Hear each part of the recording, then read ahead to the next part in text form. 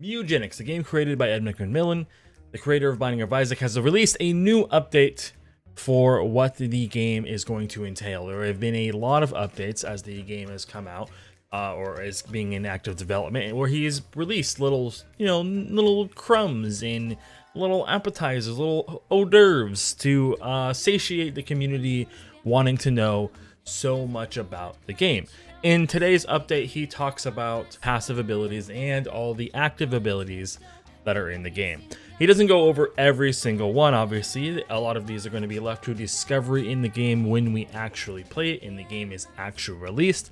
But he does go over to mention that there are 400 active abilities in the game and 200 passive abilities.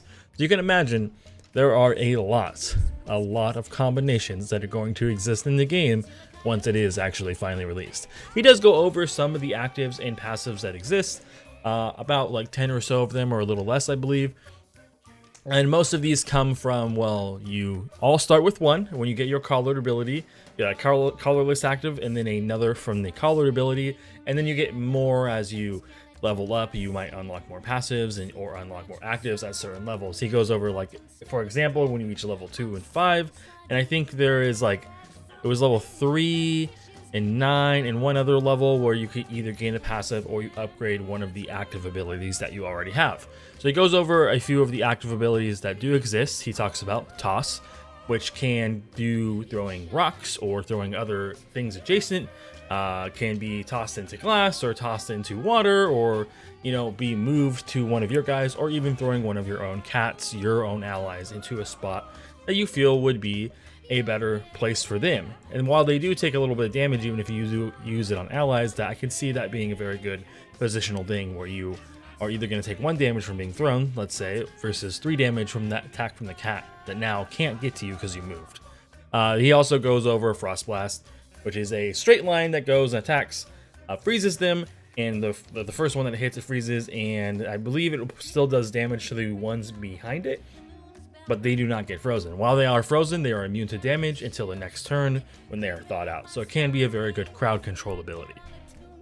He does say that there is, like, it has an ice element tied to it, but we'll go over elements and how they things affect later. So I'm assuming that there's going to be a lot of passives that are going to come in and affect this, or there's going to be some kind of elemental combinations that exist that will change it from just being an ice element. Maybe you can do ice and then fire, and then something will happen. Probably fire melts them, I would imagine, but we'll see. He goes over Zealot, which he compares to, taking no damage, a lot like Holy Mantle of Binding of Isaac, which makes me think, well, if he's making comparisons to Binding of Isaac, there's going to be a lot of combos that exist in the game, so I'm really excited for that. There's also Marked, which goes over, you mark a character, you can shoot them way farther. They are guaranteed to get a critical, I believe. Actually, hold on. I actually might be misremembering that one. It's just a critical chance. It's not farther attack, but, solid one for a hunter class. He goes over a few of the passives, like passives. The hunter passive, it awards you for doing more damage when they're further away. So that would combo really well if you have something passive that increases your range, and then you hunter mark them for the critical to do 2 times damage. I can see some big damage being whooped out by a ranger or other people who have access to ranged weapons. Thunder Thighs, which is kind of shown to probably be for like the tank class, I believe. I forget what they called them in the last one. Like thick was one of the things that you were.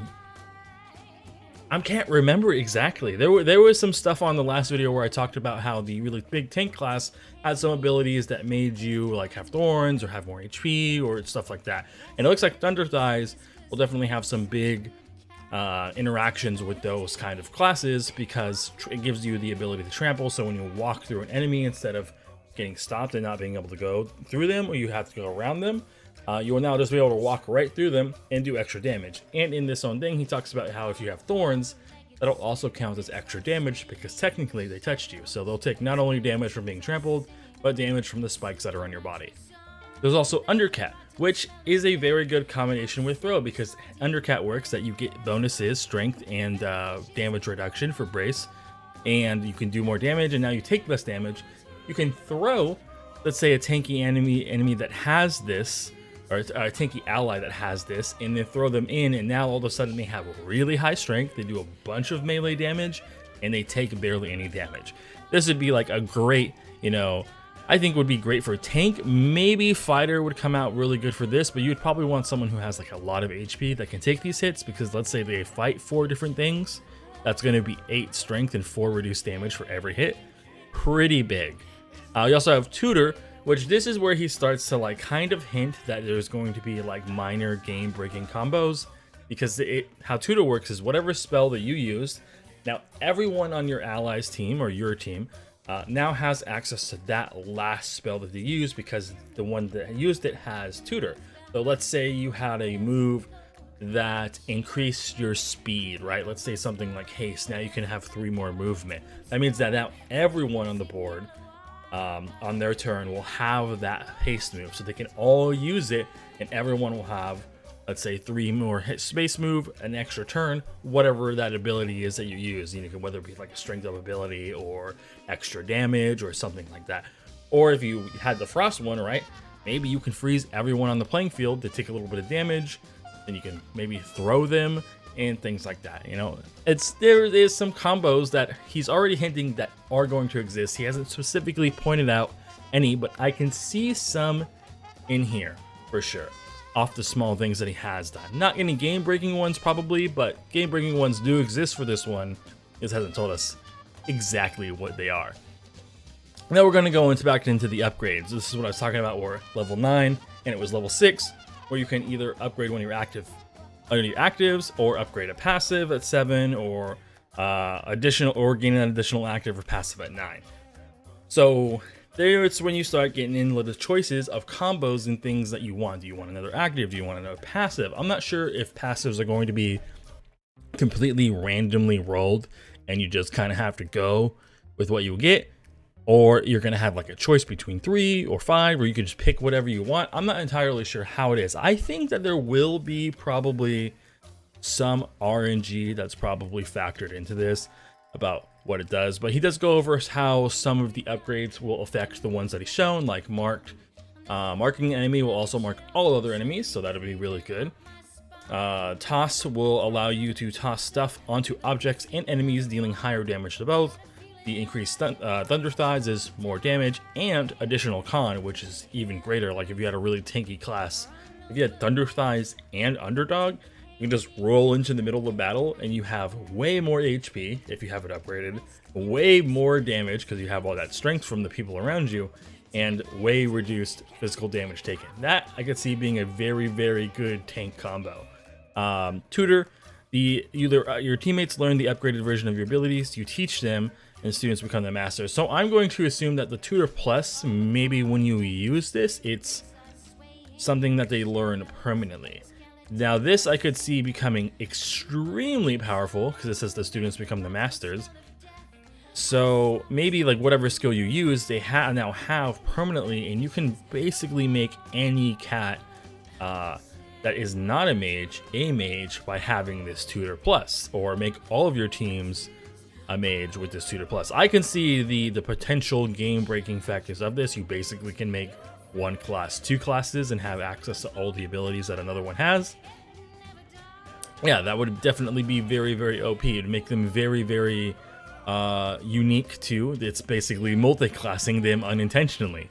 But he doesn't go into much more deals about the actives and passives. He says that, you know, later on in this post, I think the next one is going to be about how he's going to be handling dying, the afterlife and things like that.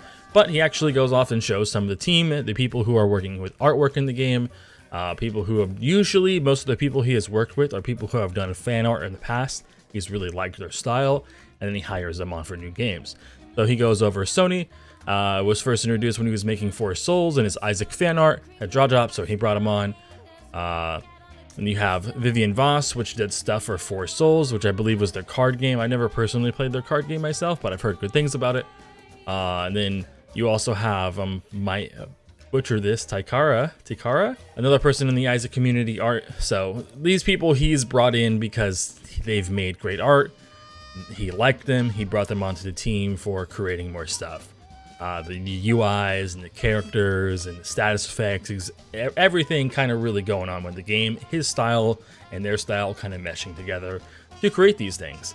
And then here he is talking about how in the next update, which is already out, we will be doing a video about it very soon, how he talks about death, dying, and afterlife, or the lack thereof. So I'm assuming, because the lack thereof that exists, once your dudes are dead, that's it. There's probably no way to revive them. But I am very interested to begin reading that for the next update that we do. I kind of hope there's little sneaky things that you might be able to bring back some cats, because there is things like Kitty Bones, for example, in the songs that they've released on their channel, which is clearly an undead cat. So maybe there's a possibility of bringing them back. But anyways, no song today, unfortunately. I was hoping they would drop another soundtrack on this, but they did not.